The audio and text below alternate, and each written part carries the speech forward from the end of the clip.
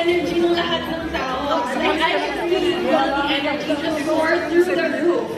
And please, how about giving us or giving everyone a shout out today? 2, 3, Mabuhay Shopee Fam! Hi, I'm Nico.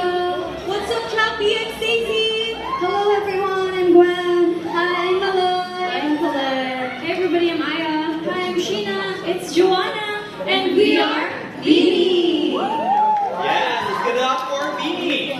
Now, Beanie, give us a bit of a look back, ladies. How did you feel when you first found out that you were gonna be Shopee's newest brand ambassador? Ay, nako, kung maririnig nyo lang po talaga yung tili at sigaw po namin sa loob ng sasakyan na sinabi po sa amin. Sayang hindi natin na-record. Pero we are really excited po to work with Shopee dahil kami po mismo mga Shopee users din kami. And we feel proud because Shopee is loved by millions of Filipinos po.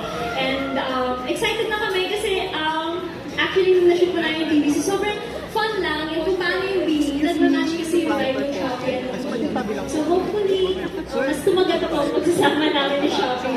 Oh my God, I totally agree with that. Actually, when I first heard na kayo yung new brand ambassador, sobrang bagay talaga ang Beanie for Shopee. So I actually want to personally welcome you to the Shopee fam. You're now officially part of the Shopee fam. Cheers naman dyan,